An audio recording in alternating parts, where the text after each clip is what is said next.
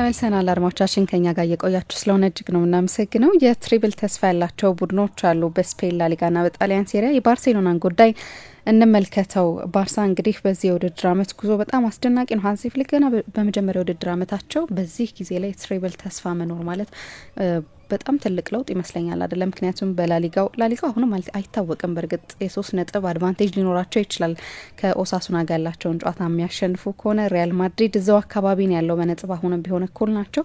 በሻምፒዮንስ ሊጉም ቢሆን ራሱ ሪያል ማድሪድን ጨምሮ ሌሎች ትልልቅ ክለቦች አሉት በዚህ ውድድር። አርሰናል፣ ፔዤ እንደዚሁም ሌሎችም ቡድኖች አሉ። ከባድ ነው። ባየር ሙኒክን ጨምሮ ከባድ ነው። ቀላል የሚሆን ነገር ወይም የተረጋገጠ ነገር የለም። በኮፓ ዴል ሬም ቢሆን ከአትሌቲኮ ማድሪድ ጋር መጫወት አለባቸውና ይህንን ጉዳይ ግን መልከተው ቢያንስ በዚህ ሰዓት ግን ለነዚህ 3 ዋንጫዎች ተስፋ መኖር በጣም ትልቅ ነገር ይመስላል። አዎ በዚህ ላይ አንድ ተጫዋች ብቻ ያስፈርሙ ዳኒ ኦልሞን ብቻ አምጥተው የቡድኑ አምበልና ግብ ጠባቂ ማርክ አንድሬ ተር ስቴገን ተጎርቶ የውድድር ዘመኑ አብዛኛው ጊዜ ሜዳ ውስጥ ሳይኖር እንዲህ አይነት ሌሎች የፋይናንስ ችግሮች ኖረውበት መሆኑን ስናይ ነው የበለጠ የምናደንቀው። በአዳዲስ ተጫዋቾች ሳይጠናከር የተገነባ ቡድን ነው። በቀደም አትሌቲኮ ማድሪድን አሸነፉ። የላሊጋው መሪ ናቸው በሄድ ቱ ሄድ። ግን ኦሳሱናን ደግሞ ደስተኞች አይደሉም። አሁን መጀመሪያ በወጣው ካሌንደር ጨዋታው እንዲደረግ በታሰበበት ቀን፣ ምክንያቱም ጨዋታው በሚደረግበት ጊዜ ከአንድ ቀን አስቀድሞ ሮናልዶ አራውሆ እና ራፊኛ ለኡሩጓይና ለብራዚል ጨዋታ ያደርጋሉ። ስለዚህ ለዚህ ጨዋታ አይደርሱም። ኦሳሱና ደግሞ ከአንድ ቀን በኋላ ሌላ ጨዋታ ተመድቦለታል። ስለዚህ እንዴት ነው ደስ የተጣበበ ጊዜ ስለሆነ ለላሊጋ ቅሬታ አቅርበዋል። ዛሬ ወስነዋል መሰለኝ እንደገና ሪስኬጁል መደረግ ካለበት። ግን ያንን ጨዋታ ካሸነፈ ባርሳ በ3 ነጥብ መምራት ይጀምራል። ከሪያል ማድሪድ አንጻር ካየነው ለእኔ 4 ነጥብ ብዬ ነው የምቆጥረው። ምክንያቱም የመልሱን ጨዋታ ሪያል ማድሪድ በካምፕ ነው 5-0 ምናምን ካላሸነፈ በስተቀር በዚህ አመት የሄድ ቱ ሄድ ውጤታቸው አድቫንቴጅ ባርሰሎና ነው የሚሆነው።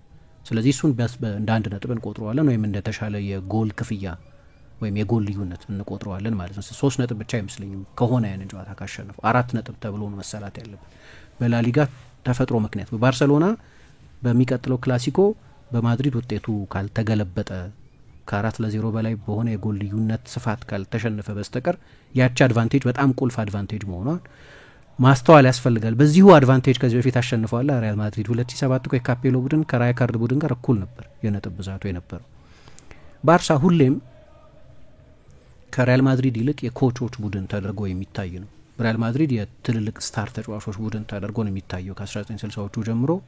በማድሪድ ታሪክ የአሰልጣኙ ቡድን ነው ይሄ ምናምን ተብሎ ብዙ ጊዜ አይነሳም። የሆነ ጊዜ ክርስቲያኖ፣ የሆነ ጊዜ ራውል፣ የሆነ ጊዜ ቦትሬጌኞ፣ የሆነ ጊዜ ዲስቴፋኖ፣ የፑሽካሽ፣ የሚሼል፣ የሌሎች የዋኒቶ ሌሎች ትልልቅ ተጫዋቾች ቡድን ዚዳን የትልልቅ ተጫዋቾች ቡድን ነው ሁል ጊዜ። ባርሰሎና ትልልቅ ተጫዋቾች ነበሩት በታሪኩ። ክራይፍ ለዛ ቡድን ተጫውቷል፣ ኒስከንስ ለዛ ቡድን ተጫውቷል፣ ላውድሩፕ፣ ፊጎ እና ሌሎችም ትልልቅ ተጫዋቾች ነበሩት፣ ሜሲ፣ ሮናልዲኞ አይነት ተጫዋቾች። ግን በአብዛኛው የኮሌክቲቭ ቡድን ሆኖ ነው የሚታየው። ግን የባርሰሎና ጨዋታ ሁል ጊዜም ምንድነው ስለ ባርሳ ጨዋታ ስናስብ የምናስበው ስለ አጫጭር ፓሶች፣ ስለ ከፍተኛ የኳስ ቁጥጥር፣ ስለ ቅብብል ትሪያንግሎች፣ ስለ ኮሪደሮች ማጥቃት፣ ስለ ሊቤሮ ግብ ጠባቂዎች ከክራይፍ መምጣት ጀምሮ 5ቱንም ቻምፒየንስ ሊግ ሲያሸንፍ ባርሰሎና በክራይፍ ጊዜ 1 ጊዜ ነው ያሸነፈው፣ በጓርዲዮላ 2 ጊዜ አሸንፏል፣ በራይካርድ ጊዜ 1 ጊዜ፣ በኤንሪኬ ጊዜ 1 ጊዜ። 5 ቻምፒየንስ ሊግ ሲያሸንፍ 5ቱንም በተመሳሳይ የጨዋታ አይዲዮሎጂ ነው ያሸነፈው። የባርሰሎና ዴኔ የሚባለው እርሱ ነው። ጓርዲዮላ ከለቀቀ በኋላ በሱ መጠን የተካው ሌላ አሰልጣኝ ማግኘት አስቸጋሪ ነበር። ኤንሪኬ ብቻ ነው የተካው በደህና መጠን ቻምፒየንስ ሊግም ትሬብልም የሰራው አሰልጣኝ እሱ ስለሆነ። እነዚህ ሁለቱም ግን የክራይፍ ሎያሊስቶች የሚባሉ በክራይፍ መንገድ ቡድኑን ለመገንባት የሞከሩ አሰልጣኞች ናቸው። በተለያየ ጊዜ የተለያየ ስታይል ያላቸውን ቡድኖች ዶሚኔት አድርጓል። ግን አሰልጣኙ መጡ እኚህ ከኤንሪኬ በስተቀር ከጓርዲዮላ በኋላ በተሟላ መንገድ ስኬታማ የሆነ አሰልጣኝ አልነበረም። ታታ ማርቲኖ፣ ኤርኔስቶ ቫልቬርደ፣ ኪኪ ሴቲየን፣ ራሱ ቻቪ ኤርናንዴዝ።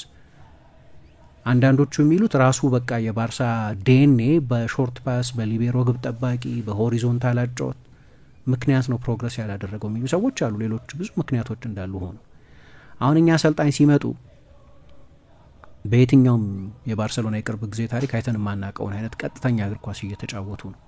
ባርሰሎናውን የፖሴሽን ቡድን ነው፣ ግን የጀርመን ዳይሬክትነስ አለው። በጣም ፈጣን የክንፍ ተጫዋቾች አሉት። 75 ጎል አስቆጥሯል በዚህ ውድድር ዘመን። ቀጥሎ ብዙ ጎል ካስቆጠረው ሪያል ማድሪድ በ16 ጎል የበለጠ አስቆጥረዋል። በአጠቃላይ በሁሉም ውድድሮች ያስቆጠሩት የጎል መጠን አይደራረስም ከማንም ጋር። በአውሮፓ ቁጥር 1 ናቸው። ወደ 140 ጎል እየተጠጋ ነው። በቀደም በድጋሚ ብያችኋለሁ ከዚህ በፊት፣ አሁንም ደግሜ እላለሁ፣ የላሊጋ ምርጡ ቡድን ነው። አትሌቲኮ ማድሪድ አይደለም፣ ሪያል ማድሪድ አይደለም፣ አትሌቲክ ክሉብ አይደለም፣ ባርሰሎና ነው የሚል አድናቆት ራሱ በቀደም አሰልጣኙ ሰጥቷል። አሰልጣኙ ሲመጡ የባርሰሎና ባህል፣ የጨዋታ ባህል ብዙ ፓሶች መቀባበል ነው። ይህንን መሻር አልፈልግም። ባርሰሎና የሚታወቅበት የጨዋታ መታወቂያ መቀጠል አለበት። ግን እኔ ደግሞ የተጋጣሚ ቡድን ሳጥን ውስጥ በቶሎ የሚደርስ ተጨማሪ ቀጥተኝነትን የሚያካትት ቡድን እንዲኖረው ፈልጋለሁ ብለው ነበር የመጀመሪያ ጋዜጣዊ መግለጫቸው። ለምን ባርሰሎና ዋንጫ ይውሰድ አይውሰድ፣ ትሬብል ይስራ፣ ደብል ይሁን፣ ወይ አንዱን ዋንጫ ብቻ ድል ያድርግ፣ ወይ ምንም ዋንጫ ሳያሸንፍ የውድድር ዘመኑን ያጠናቅ፣ የምንም ነገር ዋስትና ስለሌለ፣ ግን አንድ ማለት የሚቻለው ግን በዚህ አመት ሜይቢ በአውሮፓ በጣም አዝናኙ ቡድን ነበር እስካሁን ድረስ በጎሎቹ መጠን። በዛ ማየት ይቻላል። የባርሰሎና ደጋፊዎች አሁን ስቴዲየሙ አይሞላም ነበር፣ ትልቅ ጨዋታ እየተደረገ ጭምር። አንደኛ ወጣ አለ ከተለመደው የስቴዲየሙ ከካምፕ ነው ቦታ ተለየ። ስለዚህ ሰዎች እንደገና ባቡር፣ አውቶቡስ ይዘው መሄድ አለባቸው። ያ የአካባቢያችን ቡድን ነው የሚለውን ስሜትንም አራቀው። አንድ ቡድን ሪሎኬት ሲያደርግ አደጋው እሱ ነው። ለምሳሌ ስቴዲየሙን ማንቸስተር ዩናይትድ ሌላ ቦታ ቢገነባ ያንን ሴንስ ኦፍ ኮሚኒቲም ነው የሚያጣው። ለዛው ነው በተቻለ መጠን እዛው አካባቢ እንዲሆን የሚፈልገው። ብዙ ርቀው መሄድ አይፈልጉም። አሁን ስቴዲየም ገንብቶ አይደለም፣ የራሱ ስቴዲየም እስኪያበቃ ድረስ ነው። ግን ሜዳ ውስጥም ያለው ቡድን በተለይ ባለፈው አመት ጥሩ ስላልነበር ስቴዲየሞች አይሞሉም ነበር። አሁን የኦሳሱና ጨዋታ ቲኬት ሶልድ አውት ነው። አሁን በቃ በጣም ተስፋ አለ ብቻ ሳይሆን ቡድኑ የሚያሳየውንም ውብ አጫወት ሰዎች እንዲያመልጣቸው አይፈልጉም፣ እንዲያልፋቸው አይፈልጉም። በዚህ አመት ባርሰሎና በቀደም እንግዲህ አትሌቲኮ ማድሪድን ሲያሸንፍ 33ኛ ድሉ ነበር በሁሉም ውድድሮች። ከነዚህ 33 ጨዋታዎች መካከል 23ቱን በትንሹ በሁለት ጎል ልዩነት ነው ያሸነፈው። ከ33ቱ 23ቱ በትንሹ። ቫያዶሊድን 7-0፣ ባየር ሚኒክን 4-1፣ ቫሌንሲያ ላይ በሶስት ጨዋታዎች 14 ጎሎች ምናምን ብዙ ጎሎች አስቆጥሯል። ግን ደግሞ የማይረሱ ሁለት ኤል ክላሲኮች አሏቸው በዚህ አመት በድምር 9-2 ያሸነፉበት። አንደኛውን 5-2፣ አንደኛውን 4-0። በትልቁ የክለብ እግር ኳስም እንዲህ አይነት ቡድን አይተናል። ቡድኑ በአራቱም አቅጣጫዎች አደገኛ የሆነ ነው። ከየትኛውም የሜዳ ስፍራ ጎል ሊፈጠር ይችላል። ከየትኛውም አደጋ ሊመጣ ይችላል። የመጨረሻው ፊኒሽንግ ተቹ ያለው የመጨረሻው ተች ብዙ ጊዜ በሌቫንዶቭስኪ ነው። ግን በግራ በኩል ከራፊኛና አሌሃንድሮ ባልዴ፣ በቀኝ በኩል ከላሚን ያማልና ዡል ኩንዴ የማይቆም የማጥቃት ውርጅብኝ አለ። ፓው ኩባርሲ የሚደንቅ የሮናልድ ኩማናዊ የ40 ሜትር ፓስ ማቀበል ይችላል። ማርክ ካሳዶ፣ ፔድሪ፣ ዲዮንግ፣ ኦልሞ፣ ጋቪ ደግሞ መሀል ላይ ከበቂ በላይ የጎል ዕድሎች መፍጠር የሚችሉ ጨዋታ መቆጣጠር የሚችሉ ተጫዋቾች ናቸው። ስለዚህ ባርሴሎናን መከላከል የሚፈልግ ማንኛውም አሰልጣኝ አደጋው ከአንድ ቦታ ብቻ የሚመጣ አይደለም። ከሁሉም የሜዳው ክፍል ከመሀል ተከላካዩ ከፓው ኩባርሲ ሳይቀር የሚመጣ ነው። ግን በቀደም ምን አለ መሰለሽ፣ አንድ ያው ስለ ባርሴሎና ብዙ እያወራን ስለቆየን በዚህ ውድድር ዘመን በሌላ ጊዜ በትልቅ ዲቴይል እናነሳዋለን። ግን ምን ሲል ነበር አትሌቲኮ ማድሪድ በባርሴሎና ከተሸነፈ በኋላ? ባርሴሎና የመጀመሪያዎቹን 2 ጎሎች በክሮስ ነው ያስቆጠረዋል። ክሮስ አድርጎ ነው ያስቆጠረብን አለ። አሁን ባርሴሎናን ከክሮስ ቡድንነት ጋር አዛምዶ ማየት የተለመደ አይደለም። ሁል ጊዜም በአጭር ቅብብል በፓሲንግ ትሪያንግልስ የጎል እድል ከመፍጠር ጋር ነው አይደለም የምናያይዘው። ግን አለና ግን አውቀን ነበራል። ምክንያቱም ባርሴሎና በዚህ አመት ብዙ ክሮሶች ያደርጋል አለ እና እውነት ነው። ቁጥሮችም ያንን ይናገራሉ። አሁን ለምሳሌ የበቀደሙ ጨዋታ ላይ የመጀመሪያው ጎል ሲቆጠር ከተከላካዩ የመጣ ክሮስ ነው ከኢኒጎ ማርቲኔዝ ለሮበርት ሌቫንዶቭስኪ። ከክሮስነቱ ይልቅ የሌቫንዶቭስኪን የላቀ አጥቂነት፣ የመጀመሪያ ቁጥጥሩን፣ ተከላካዩን ዞሮ ያለፈበት ደግሞ የጨረሰበት መንገድ የሌቪን አስደናቂነት ያሳያል። ግን መነሻው ክሮስ ነው። ሁለተኛው ጎል ሲቆጠርም ያኔ ወደ ቀኝ ወጣ ብሎ የቀኝ 8 ቁጥር ሆኖ መጫወት ጀምሮ የነበረው ራፊኛ ከዡል ኩንዴ ኳሱን ተቀበለ። ዡል ኩንዴ ኳሱን ወደ ፍጹም ቅጣት ምት ሳጥን ክሮስ ሲያደርግ ፌረን ቶሬስ ያስቆጠረው ያቻነት ጎል ማለት ነው። በአትሌቲኮ ማድሪድ የፍጹም ቅጣት ምት ሳጥን ውስጥ 3 ተጫዋቾች ነበሩ ክሮስ ሊያጠቁ የተገኙ። በዚህ ዓመት እንዲህ አይነት ብዙ ጎሎች አስቆጥሯል። 3 የላሊጋ ቡድኖች ብቻ ናቸው ከባርሰሎና የበለጠ በክሮስ ብዙ ጎል ያስቆጠሩት። ባርሰሎና ክሮስ ነው የክሮስ ቡድን አይመስለንም ነበር ከዚህ በፊት። አንዚ ፍሊክ አንዱ የጨመሩበት የቡድኑ የማጥቃት ጥራት ብዙ ክሮሶች ማስቆጠር ነው። አትሌቲክ ቢልባኦ፣ ቪያሪያል እና ዢሮና ብቻ ናቸው ከባርሰሎና የበለጠ በክሮስ ብዙ ጎል ያስቆጠሩት 11 ጎል ማለት ነው። ከአትሌቲኮ ማድሪድ ሳይቀር በ2 ጎል የበለጠ በክሮስ አስቆጥሯል።